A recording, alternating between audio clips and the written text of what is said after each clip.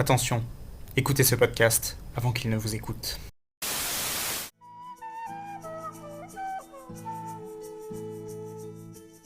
Ce chapitre commence comme une blague car Bella et Edward sont dans une voiture. En vrai, si Bella était un croque-monsieur, je sais pas si j'hésiterais.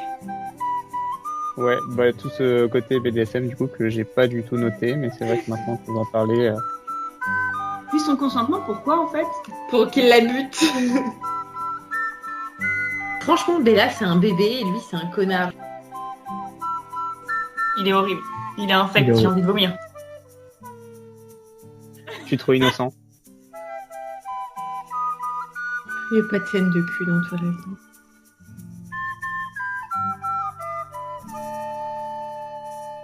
Bonjour et bienvenue à Fourchette, le podcast qui parle de Twilight, de sorties entre ados et de raviolis aux champignons. Du coup, aujourd'hui, on va vous parler du chapitre 8. Donc, dans le chapitre précédent, il se passait pas grand-chose. C'était un peu chiant. Et là, du coup, on a un petit peu plus d'action. Donc, Bella va sortir avec ses amis à Port Angeles. Donc, une ville à côté de Forks. J'ai noté que c'était quand même à 90 km. Voilà. Oui, c'est vrai qu'elle parlait d'une heure de route à la fin du chapitre. Passer une heure en... Je suis allée sur Google pour vérifier où c'était. Et c'est à 90 km. Et parce que ça existe aussi. Bah oui, je suis bête, forcément. Mais oui, mais tout existe ici dedans. Enfin, peut-être pas les Je gars. veux voir des photos. On viendra plus tard, mais j'ai aussi regardé la criminalité de Port Angeles, etc. Enfin bref, chaque chose en son temps. Ouais, effectivement, c'est une ville qui a l'air de craindre un petit peu. Donc, du coup, oui, c'était une sortie qui était prévue avec Jessica et Angela, donc deux amies qui doivent aller acheter des habits des beaux habits pour le fameux bal, et donc qui vont passer leur journée dans les magasins à trouver des robes. Donc, globalement, on a pas mal de discussions assez clichés d'adolescentes, des ragots et tout ça au début du chapitre quand elle commence à parler. Excuse-moi. J'ai noté qu'elle dit que genre elle se sent galvanisée par une atmosphère saturée d'œstrogène. Oui, je l'ai noté aussi, ça m'a fait mourir de rire. Mais Oui. qu'est-ce que tu racontes? Mais vous savez que c'est une expression qui m'a marquée la première fois que je l'ai écoutée en livre audio quand j'étais ado. Quand je traînais qu'avec des meufs, et là, est-ce que ça sent les estrogènes? Comment Il y a des moments où je sais pas, des fois tu lis des livres et tu as des expressions qui te marquent et qui te restent. Et ça, c'est vraiment une expression qui m'a marquée. L'atmosphère saturée d'œstrogène était revigorante. C'est ça. Du coup, ça va là tu te sens bien? T'as pas la tête qui tourne? Je pense que ouais, c'est. Je comprends pas cette expression, mais. Parce qu'en plus, c'est pas comme si elle vivait dans un milieu particulièrement masculin non plus. Enfin, elle vit avec son père, certes.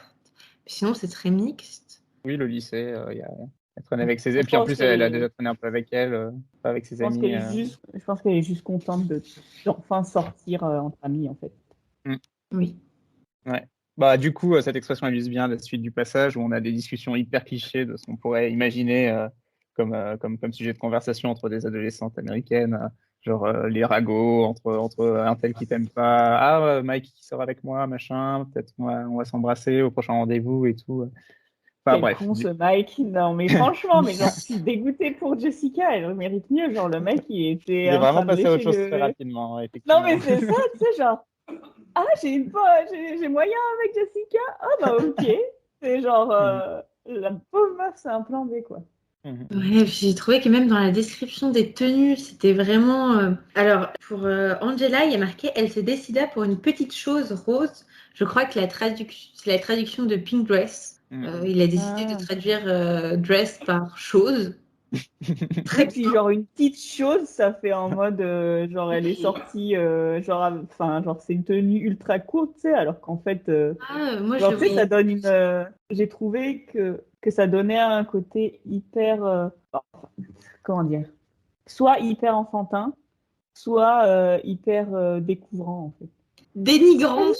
Oui, c'est dénigrant, mais je sais pas si ça existe comme mot de découvrant.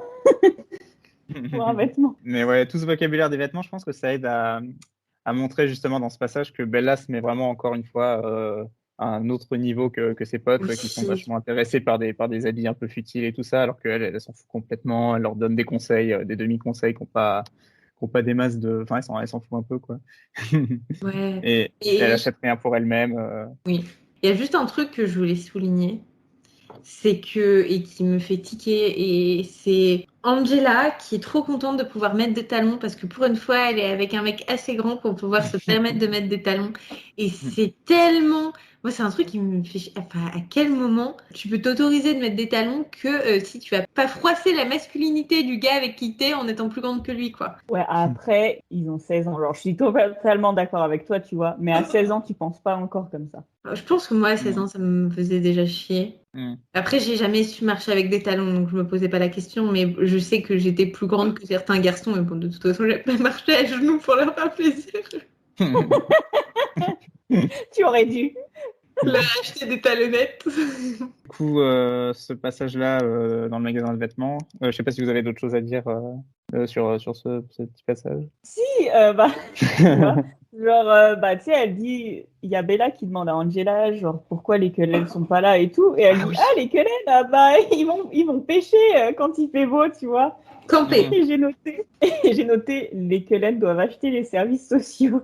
Mais oui. Non, mais moi, à la limite, tu vois, qu'ils disent qu'ils emmènent tous leurs enfants pour faire de la rando dès qu'il fait beau. Bon, ils ont des bonnes notes à l'école, ça passe. Moi, ce qui me choque surtout, c'est le docteur Cullen. À quel moment t'es docteur et genre, tu vois la météo et t'appelles et tu fais ah bah non, il fait beau, je viendrai pas aujourd'hui. C'est sûr qu'il se démerde. T'as intérêt à te Après, blesser il me quand il semble fait que moche. c'est un. Après, je crois que c'est un généraliste. Donc, un généraliste, c'est genre plus facile à remplacer qu'un neurochirurgien, je pense. Ouais, mais quand même. Ouais, puis dans une petite contrée Oui, non, mais c'est reculée pas comme sérieux, force, hein, on est d'accord. il peut pas y avoir des masses de médecins. Et puis comment tu peux le justifier, quoi? C'est juste parce qu'il fait beau. Bah, tu te poses un jour de congé, t'as pas besoin de te justifier. Ouais. Mais ça m'a choqué. Ouais. Moi, ce que j'ai trouvé rigolo aussi, c'est que Bella est toujours très judgy comme d'habitude. Et justement, dans ce passage-là, elle en profite pour dire oui, Angela, attends, j'ai noté, elle n'insista pas, ne posa pas la centaine de questions dont Jessica m'aurait abreuvé à sa place. Genre en mode Jessica, trop chiante. toujours, elle prend toujours les autres de haut, quoi. Jessica, elle mérite mieux parce qu'en vrai, genre, c'est une meuf super sympa. Ouais, elle a l'air cool en plus. Donc, du coup, Bella va refaire son nœud social et dit qu'elle veut aller dans une librairie toute seule. Elle en a peut-être un peu assez de socialiser avec ses potes. Et donc, du coup, c'est Jessica ou Angela, je sais plus, qui lui conseille une petite librairie. Donc, du coup, Bella y va, elle la trouve nulle. Genre, pareil, elle est derrière, elle voit la vendeuse, elle se dit, oh non, c'est pas pour moi. Si snob. Ouais. Oui, Toujours. après, c'est une librairie qui vend des cristaux et la meuf, c'est une sorcière. Donc, si elle cherche, genre, l'équivalent de Twilight, je ne pense pas que ce soit le bon endroit. Bon, ça a l'air d'être un truc un peu ésotérique. La meuf, ça a l'air d'être un peu une hippie, mais bon, apparemment, c'est une librairie et tu dois trouver des livres, quoi. Sinon, c'est pas Oui, mais si c'est une Ouais. librairie spécialisée, après, ça avait pas de sens que Jessica lui conseille une librairie perchée, tu vois. Bah ouais, c'est pour Genre, je ça. pense elle lui aurait dit genre l'équivalent de la Fnac ou de Citre, tu vois. Ouais, bon, en tout cas, Bella la considère même pas comme une vraie librairie. J'aurais dit, il devait bien exister une vraie librairie dans cette ville. Donc pour elle, ça n'est pas une librairie, c'est juste nul, quoi. Alors que, ôte-moi d'un doute, mais elle rentre même pas dans le magasin. Non, non, non, Non, elle, non. elle regarde de l'extérieur, elle voit la vendeuse qui lui sourit, et puis elle se dit non, et elle part dans l'autre sens. C'est super triste parce que la vendeuse a l'air super sympa. Genre, elle dit, je crois qu'elle est avenante, elle lui sourit et tout, et puis non. Elle la snob complètement. Donc, du coup, elle continue de marcher et elle se perd un peu. Enfin, il y a un moment où elle voit la voiture d'Edouard qui est garée et ça l'énerve. Et du coup, elle se dit, oh, ça m'énerve, je vais aller dans l'autre sens. Et c'est à ce moment-là qu'elle se perd dans la ville. Et donc là, on a un petit changement de décor. La ville qui était jolie, petite ville portuaire sympa. Là, alors j'ai noté, gros, le vocabulaire change et ça passe à un truc un peu industriel, moche, avec des bâtiments un peu inquiétants. Et via la fameuse partie des quatre mecs qui la prennent à partie. C'est une scène assez terrifiante où en gros, bah, elle se fait suivre par des mecs un peu relous Et là, j'avais vraiment l'impression que c'était une partie de chasse qui était décrite en mode avec la proie qui s'est fait pourchasser par les gens qui la piègent au final. Oui, alors Je- il faut dire que franchement, genre, c'est Oui, genre bah, mon j'imagine. J'en ai pas fait cauchemar, tu l'expérience, vois. mais j'imagine que. C'est mon cauchemar. Donc en fait, pareil, j'étais là, je suis bien contente que ce soit pas à moi de décrire la scène. Du coup, j'ai juste sauté 2 pages. C'est ça. Mm. Mais Mais moi aussi. du coup, ça prouve bien que quand elle s'y met, Stéphanie Meyer peut décrire des ambiances parce que ça fait déjà 2 passages où genre le truc de la pouche, on a tous trouvé ça trop bien et ce passage-là où on a trouvé ça bien décrit, genre ça nous a Non, c'était vraiment prenant provoqué et des émotions autres que l'ennui. C'est ça, j'ai marqué la pauvre quand même. Mais, ouais, bah, Et j'ai c'est là noté. qu'en fait, je me suis dit, on est en plein jour. Genre, il est peut-être, enfin, c'est peut-être le crépuscule, quoi, mais c'est Twilight. Exactement. Mais, et donc, du coup, je suis allée faire des recherches sur. Are you okay? Do you want water? Okay. 2 minutes. Oui, pardon. Donc, ouais, j'ai noté que, enfin, tu sais, on est quand même en pleine journée. Et du coup, ça m'a fait penser à. J'ai bu de travers. C'est bon. Oui, donc ça se passe genre. Enfin, j'ai l'impression que c'est genre la fin de l'après-midi. Et du coup, je suis allée vérifier le taux de criminalité à Port Angeles. Donc, Port Angeles, c'est considéré comme une petite ville aux États-Unis, mais c'est genre. En fait, ça craint comme ville. Donc, j'ai même trouvé une carte et tout où ils montrent genre tous les endroits qui craignent. Et en gros, genre, sauf la forêt, tout craint. Genre, la note la plus haute, c'est C. Donc, c'est quand même pas ouf. Mais ça descend jusqu'à genre F, tu vois. Ah ouais. Donc, faut vraiment faire gaffe à où on va dans Port Angeles, quoi, en gros. Ouais, bah, typiquement, elle a pas fait gaffe. Et ouais, bah, c'est. Elle n'est pas allée sur Internet pour vérifier, hein. Ah bah ça lui aurait pris 3 heures. C'est ça. Mais ouais, du coup, elle est vraiment décrite comme une proie. Il y a une phrase, c'est « Je tendis l'oreille, guettant le bruit feutré de leur présence », un peu comme un animal qui écoute ses prédateurs qui vont se jeter à elle. Et même à un moment, elle dit qu'elle n'avait pas été suivie, elle avait été traquée. Donc, ce qui montre que genre les 4 mecs, c'est un peu comme une meute de loups en fait qui s'apprête à la chasser. Et bah du coup, à un moment, elle est piégée parce qu'elle se retrouve dans une impasse avec 2 mecs devant et 2 mecs derrière et ils s'approchent. Donc là, elle se prépare et elle essaye de se souvenir de ses cours de self-défense et puis elle se rend bien compte que c'est merdique parce qu'elle a laissé sa bombe lacrymo chez elle et que elle est pas capable d'abattre 4 personnes à main nue. Et puis attends, quand même. Alors je sais qu'il faut pas taper sur les victimes, mais quand même. Dans mes notes, j'ai marqué quelle couillonne. Le fait qu'elle parte dans des. Déjà, on n'a pas parlé aussi du truc où elle est vraiment dans tellement vénère de voir la Volvo qu'elle est là. Je passais plusieurs fois de suite mes doigts dans mes cheveux et respirer un bon coup. Je la vois trop dans la rue, elle se toucher la tête, elle la bouche, et à partir dans une ruelle sans regarder où elle va, elle a même pas sa veste. Enfin, t'es dans une ville que tu connais pas. T'as pas de portable, pas de GPS à l'époque. Tu n'as pas de sens de l'orientation. Tu nous l'as dit dans le chapitre d'avant. Tu as tendance à te casser la gueule tout le temps. Tes potes ne savent pas où tu es parce que tu n'es pas resté dans la librairie et que tu leur as dit. C'est elles qui t'ont amené. Tu n'as pas de moyen de transport pour revenir. Pars pas n'importe où. Non, mais c'est ça. Mais surtout, en plus, genre, ça m'a fait bizarre parce que du coup, ses potes l'ont pas accompagnée à la librairie non plus, tu vois. Parce que si elles avaient été avec Jessica, elle serait arrivée devant, elle aurait dit ouais, en fait, finalement, t'en as pas une autre. Enfin, tu vois, genre, elles sont vraiment sorties du magasin de fringues, elles se sont séparées et puis bye, quoi. Ouais, mais il me semble que ses potes insistent un petit peu, genre elles veulent aller avec elle et puis au final, elle leur dit qu'elle a envie d'être seule. Ouais, mais. Enfin, j'ai l'impression. Ouais, mais quand t'as une pote comme Bella, tu lui dis arrête Bella de raconter des conneries, on vient avec toi.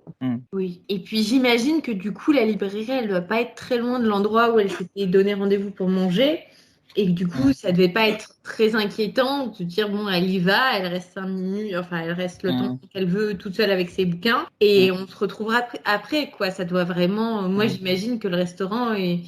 Enfin, tu le vois limite de la vitrine de la librairie. Mais ouais, je pense qu'elle était tellement énervée qu'elle s'est perdue dans sa colère et que quand elle s'en est rendu compte, c'était trop tard. C'est le moment où elle se fait traquer. Mais ouais, du coup, un moment pas mal écrit, glauque du coup, mais c'était moins terrible que le chapitre précédent en tout cas.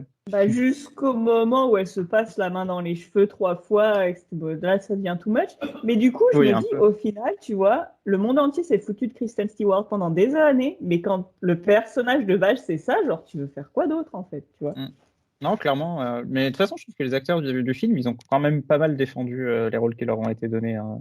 Oui. Bah, après, j'ai aussi noté, bon, ça c'est normal, parce que quand tu es dans ces situations comme ça, tu peux avouer, enfin, c'est facile de dire, oui, elle a pas fait ce qu'il fallait. Mais clairement, je trouve que Bella, elle a quand même pas les bons réflexes. Parce que, bon, déjà, si elle essaie et elle se dit qu'elle va pas courir parce que sinon elle va trébucher, ce qui est déjà un bon réflexe en soi, parce que connaissant Bella, elle serait morte. Mais dans ce genre de cas, rentre dans un magasin, n'importe lequel, rentre dans un hall d'immeuble, sonne Oui, mais elle s'est perdue et elle est rentrée dans un... Comment dire?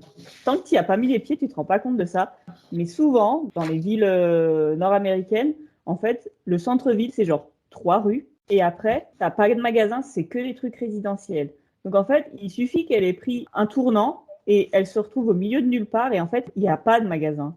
Et en fait, les villes sont tellement pensées pour des véhicules que bah bon, déjà c'est débile de pas faire demi-tour, mais si tu veux, tu te retrouves vite au milieu de nulle part et en fait, eh ben, à part sonner chez des gens, ben elle avait pas de ville.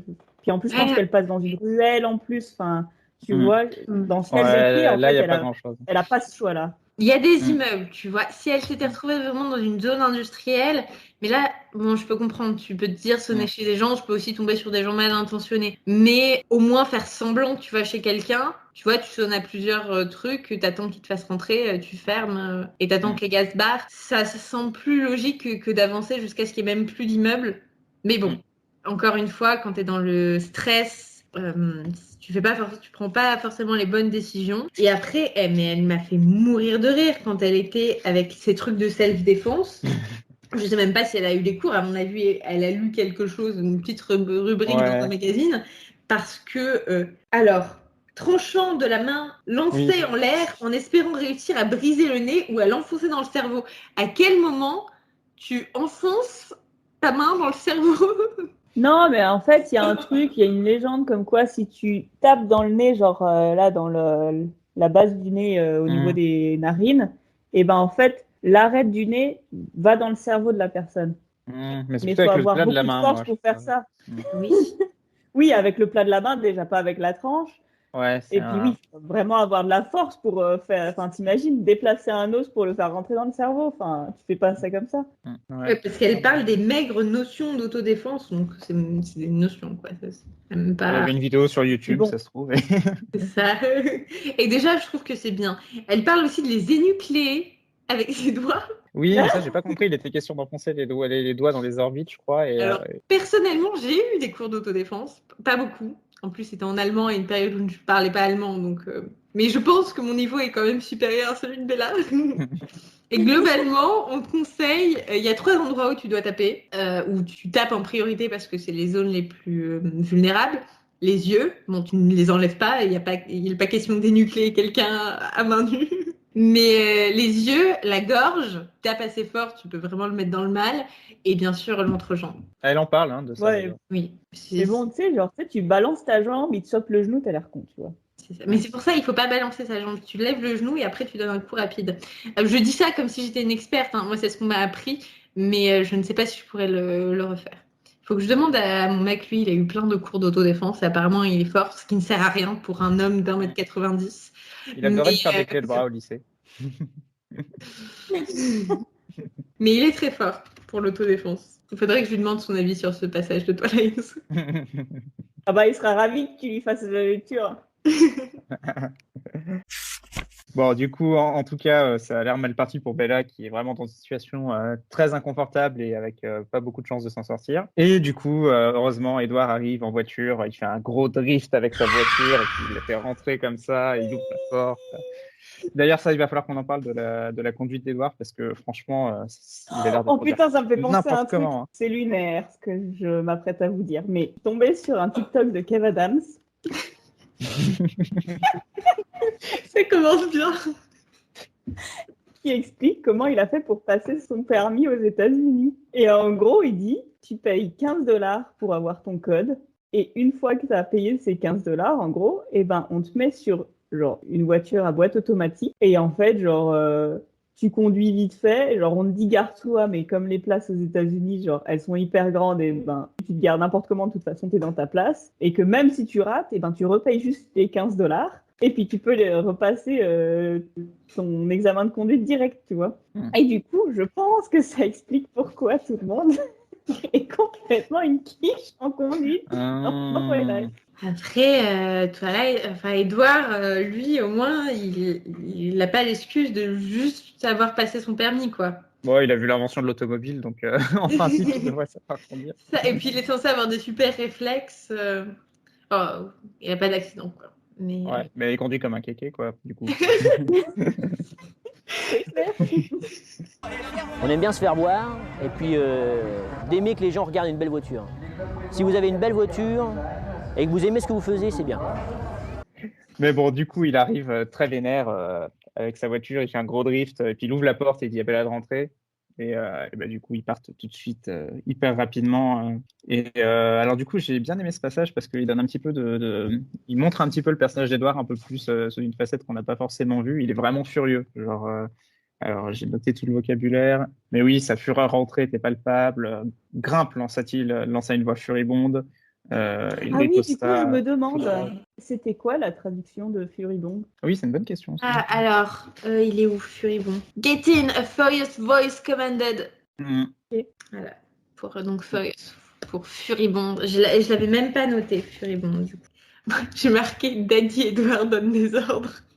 Oui, j'ai noté un truc un peu pareil, qui est très intrusif et autoritaire dans ce chapitre, je trouve. Alors, qu'est-ce que j'ai noté? J'ai noté Grey Energy. Alors, on s'est tous retrouvés sur ce point. Mais ouais, du coup, il la récupère, il est très en colère, il conduit n'importe comment, et il demande à Bella de lui raconter n'importe quoi pour le calmer, ce qui fonctionne plus ou moins. J'ai noté quand même pour sa colère que c'est un sacré gros red flag. Genre, il lui dit parfois j'ai du mal à contrôler mes humeurs, Bella. Et c'est vraiment, moi, on me dit ça, je pars tout de suite, quoi. Non, mais c'est ça, genre le mec, j'ai noté 3 minutes avant qu'il sorte un red flag. J'ai marqué tellement dark. Tellement grey. Mais ouais, du coup, il conduit, il ramène Bella devant Jessica et Angela qui commençaient à s'inquiéter un petit peu. Je veux quand même souligner un truc, je suis désolée de te couper, Paprika, mais il y a quelque chose qui m'a fait vraiment, que j'ai trouvé vraiment pas cool de la part d'Edouard. Il y a le moment où il dit va prévenir Jessica et Angela, donc je dois les sauver elles aussi. Oui, exactement, mais il est où? Alors, en gros, Bella qui demande où vas-tu? Il répond je t'emmène dîner. Il avait souri, mais ses prunelles restaient froides. Va prévenir Jessica et Angela avant que je doive les sauver elles aussi. Je ne suis pas certain que j'arriverai à me retenir si je tombe une nouvelle fois sur tes potes.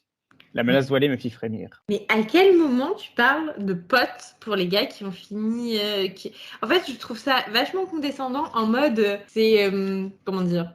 C'est elle qui est responsable. Genre, voilà, c'est elle qui a choisi de traîner avec ces gars, tu vois. C'est des gens pas recommandables, mais c'est elle qui a choisi de traîner avec eux. Alors que pas du tout. Ça m'a choqué personnellement. Ouais. Mais de toute façon, il est imbuvable dans ce chapitre. Hein. La discussion du restaurant, pareil.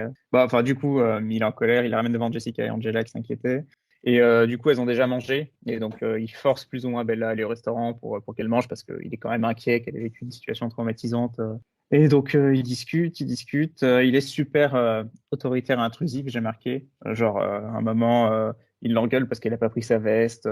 Il la force à manger. Attends. On n'a pas parlé de la serveuse. Parce que du coup, la serveuse... vas-y. Oui, bah, la serveuse qui est en kiff sur Edouard. Bah, ça, c'est un autre aspect de la description de Edouard dans le chapitre, mais ça le décrit comme quelqu'un de très séduisant. Franchement, la patronne tombe sous le charme, la serveuse aussi, les deux. Et toutes les répliques de ces deux personnages, il y a marqué qu'elles sont vraiment à fond sur Edouard, quoi, qui leur fait des grands sourires et qui est très. Puis elle se croit mieux. Et puis j'ai noté, la serveuse est une fausse blonde, on a tout dit. Oui, alors oui, j'ai noté aussi, c'est encore Bella qui est judgy et qui trouve un moyen de dénigrer la serveuse. Où est la sororité? Ah bah, elle est pas dans le bouquin. Hein. Pas dans Twilight, c'est sûr. Après, c'est bien mentionné aussi que la serveuse calcule pas du tout Bella et que c'est juste Edward qui a toute son attention. Mais bon, du coup, dans cette conversation, il est vraiment hyper intrusif, je trouve. Pareil, quand Bella lui dit je t'assure que je suis pas sous le choc, il répond tu devrais, n'importe quel être normalement constitué le serait, tu n'as même pas l'air ébranlé, en mode. Moi, j'ai pris note pour quelque chose. J'ai fait attention, Bella. Être douée pour réprimer ses émotions, ça va t'amener que chez un psy. Je suis bien placée pour le savoir. Peut-être bien sur le moment, tu te sens forte et tu as l'impression que rien peut t'atteindre. Ça te revient en pleine tête quelques années plus tard. C'est clair. Et moi, j'ai noté Édouard penche la tête sur le côté. Et ça, je suis en train d'écouter un podcast qui lit 50 nuances degrés. Et Christian fait ça à peu près toutes les 10 pages, de pencher la tête sur le côté. Et donc, on sait d'où ça vient, que Christian Grey penche la tête sur le côté. Ça vient de ce passage-là. Bah, j'imagine. Par contre, est-ce qu'on a parlé du fait que Angela et Jessica ont mangé sans Bella? C'est-à-dire que Bella n'est pas revenue. Elles se sont pas, au lieu d'essayer de la chercher, elles se sont dit, bah, c'est pas grave, on va manger sans elle. Moi, je l'aurais trop mal pris, personnellement. Bah après, genre, je comprends leur point de vue dans le sens où, genre, tu sais, ça s'est pas passé en beaucoup de temps, tu vois, parce que ce sont raison de des plus 1 heure. d'attendre. Oui, c'est vrai. Mais tu sais, après, je me dis, genre, tu sais, comment dire, je pense que les gens qui avaient pas de portable, eh ben, ils réfléchissaient complètement autrement. Tu vois ce que je veux dire? Ouais. Et après, genre, chercher Berla et genre, elle est où? Enfin, tu vois ce que je veux dire? Ouais, mais oui. Mais du coup, tu peux retourner à la librairie, pas la voir. Après, ou tu t'inquiètes, ou tu considères que du coup, elle est partie faire sa vie. Mais tu vois, c'est pas comme si Bella, elle avait sa propre voiture, qu'elle pouvait rentrer. Encore une fois, elle a même pas sa veste. Moi, je sais que... Non, bien sûr, mais ce que je veux dire, c'est que genre, tu veux qu'elles fassent quoi, les pauvres meufs, tu vois? Elles vont pas aller dans la zone industrielle qui craint, tu vois? Non, mais l'attendre. Elles peuvent... Enfin, elles l'attendent au point de rendez-vous qu'elle s'était dit. Oui, mais tu vois, tu prends un coca, tu prends un truc, un apéro, tu discutes et puis t'attends que ta pote se pointe. Bah, peut-être qu'elles avaient besoin de manger pour se consoler. Mais par contre, elle se passe direct en mode commère quand elle la voit arriver avec Edouard. Donc, j'ai remarqué que c'était un peu des amis en carton. C'est peut-être une amie en carton. Tu sais, ta pote, elle est grave en retard. Tu la vois se ramener avec son crush. C'est là. Ok. Peut-être pour ça qu'elle rechigne pas non plus à partir quand Edward leur fait comprendre qu'ils vont aller manger tous les deux. Elles insistent pas trop. Hein. Je sais pas vous. Pardon, vas-y. Moi, j'ai trop envie de manger des raviolis aux champignons. En plus, je dois vous avouer quelque chose. J'ai pas mangé ce midi pour être sûre de bien finir les Twilight. de bien préparer mes notes. Et du coup, j'ai tellement envie de raviolis aux champignons. Mais j'en étais sûre. Mais vous savez, depuis la première fois que j'ai écouté le livre audio, j'ai envie de manger des raviolis aux champignons. Va falloir se faire une après-midi cuisine. Mais du coup, je me demande s'il y a une recette des raviolis aux champignons de Twilight. Ça doit bien exister. Ah oui, effectivement. Voilà. Mushroom ravioli Twilight. Il y a plusieurs recettes. Et ça a l'air bon en plus. Écoute, la prochaine fois qu'on se voit, on s'organise une soirée ravioli. En plus, c'est un des rares trucs végétariens qu'elle mange. Ah ouais, mais parce que sinon, le reste du temps, t'es au coca. Hein. Ah oui. Ça, mais oui, ce coca aussi, genre, elle boit quoi, 4 verres de coca pendant la soirée Je fais que boire du coca pendant toute la série. C'est une autre question. Et d'ailleurs, est-ce que Edouard boit son coca ou pas? Non, il le donne à Bella justement. Les deux, parce qu'il commande 2 fois 2 verres chacun, et puis à chaque fois il lui donne ses verres.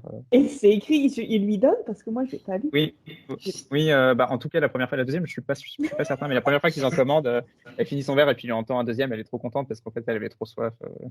Genre. Un premier date, faut pas boire des boissons gazeuses comme ça. On s'est déjà mis d'accord que, alors je sais plus si on en a parlé, mais moi ça m'a toujours marqué. Tu vois Edouard, il a une supervision, un super odorat, super oui. Il y a rien, des trucs dégueux du corps humain qui me veut pas voir. Genre littéralement, je crois qu'on l'apprend dans les derniers livres où Bella, et du coup on a le point de vue de Bella en tant que vampire, elle dit bien qu'elle peut voir chaque pore de la peau. Du coup, ça veut dire qu'Edouard, il voit chaque point noir de Bella, quoi. Oui, mais bon, je pense qu'au bout d'un moment, c'est une info dont tu te fous. Oui, mais du coup, c'est ça que je dis, c'est qu'il doit s'en foutre des fonctions un peu dégueu du corps humain parce qu'il doit y être exposé non-stop, quoi. Ouais, ça se trouve, l'atmosphère saturée d'oestrogène, il l'a senti à des kilomètres. Hein. Mais ouais, du coup, le bon repas avec les raviolis aux champignons. Ils ont une discussion où Edouard commence à sourire un petit peu parce que Bella, elle le cuisine pour savoir comment est-ce qu'il savait qu'elle était en danger, comment est-ce qu'il savait qu'elle était là et tout ça. Et à demi-mot, il l'avoue pas vraiment, mais un petit peu, il commence à dire qu'il peut lire dans les pensées, mais pas celles de Bella. Et donc, ça commence à avancer un petit peu. Genre, ils s'ouvrent, ils ont une discussion intéressante.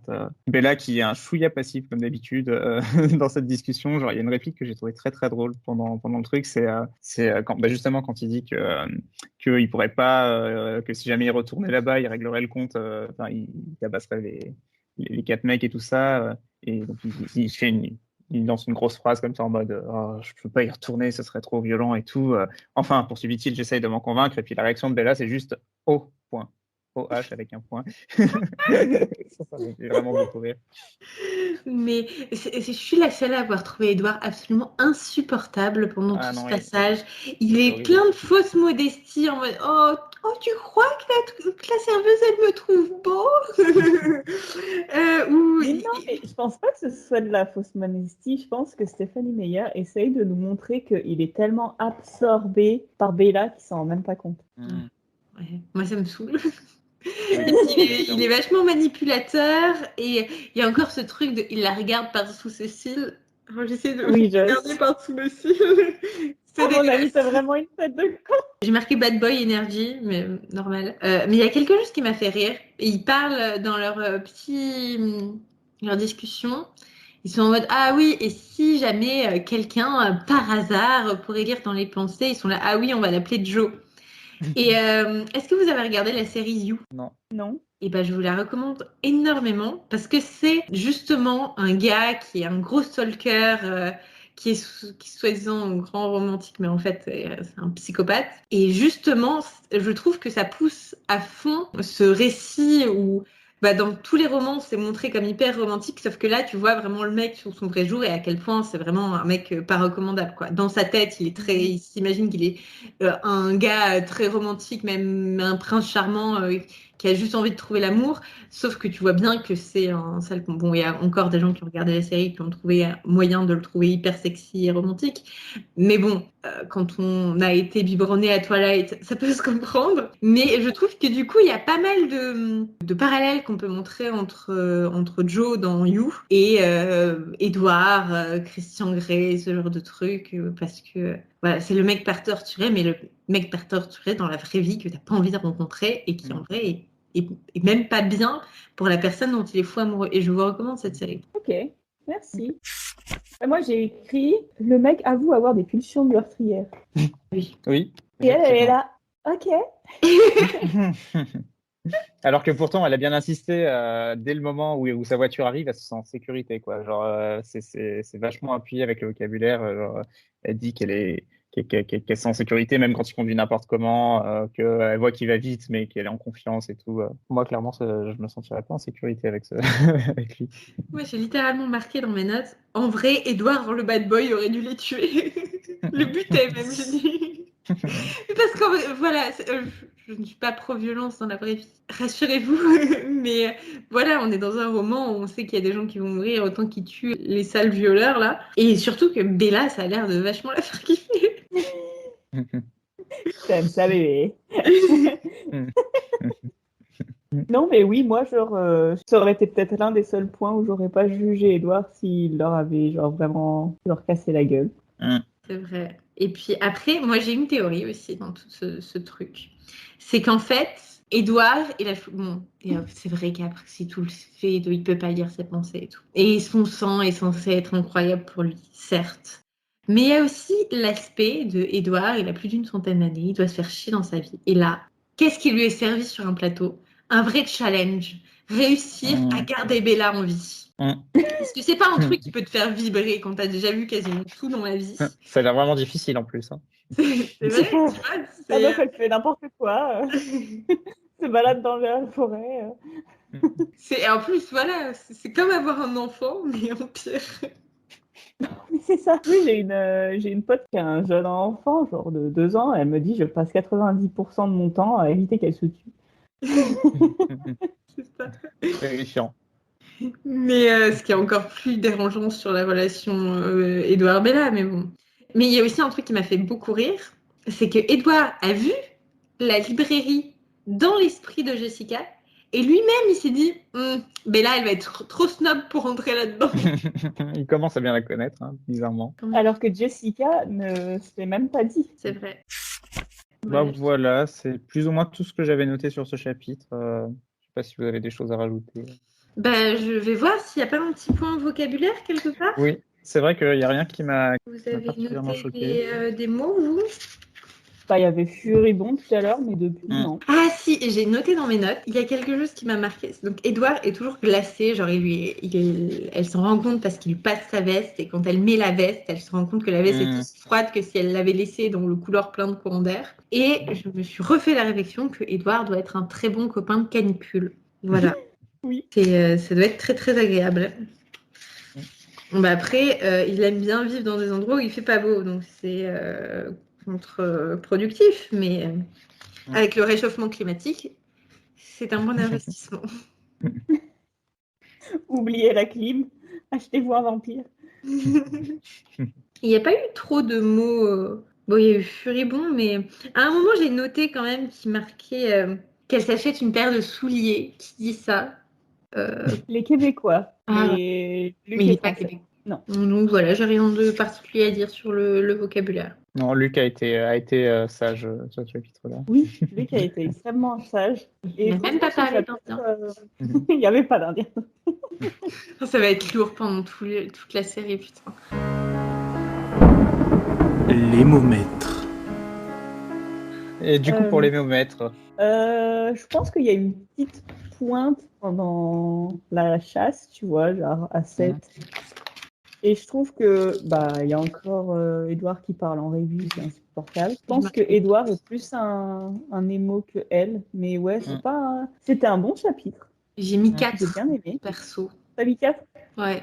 je mettrais 5. Ouais, moi, 7, ça paraît beaucoup quand même, parce qu'il y a eu des moments vraiment beaucoup plus émo. Non, mais il y a eu une pointe en fait. Mais comme le reste, c'est genre, elle s'achète des pompes. Ouais, tu vois. Et puis elle est pas. Il n'y a pas tout ce truc de Bella est en mode oh non, ce serait terrible. Enfin, où elle en fait 3 tonnes pour. Non, pendant la chasse, pour le coup, elle était pas si. Enfin, si j'étais à sa place, je serais pas forcément beaucoup plus.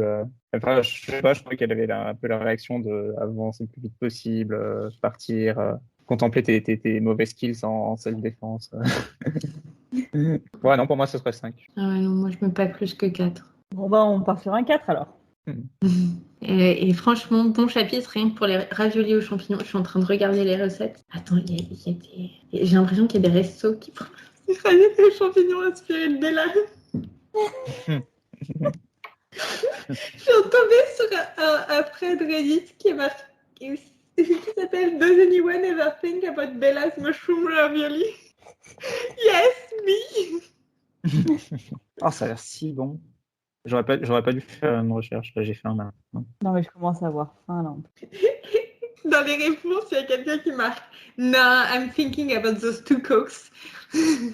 Mais 4.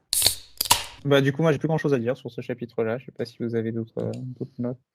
Bah non, il va mettre au 4. C'était mieux que celui d'avant. C'était mais bien. moins que celui d'après.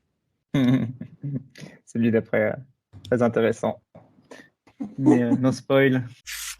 Eh ben, merci beaucoup de nous avoir écoutés, en tout cas, pour ce chapitre qui était plus intéressant que les précédents, avec de l'action et du coup les fameux raviolis aux champignons, qui, je ne sais pas s'ils vont réapparaître dans le bouquin, mais j'espère. Non, je ne crois pas.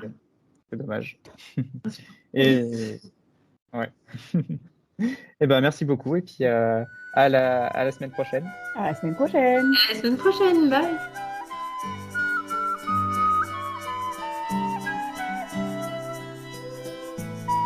Générique et identité visuelle par Paprika. Montage et mixage audio par Apple. Gestion des réseaux sociaux par Fraise. N'hésitez pas à nous suivre.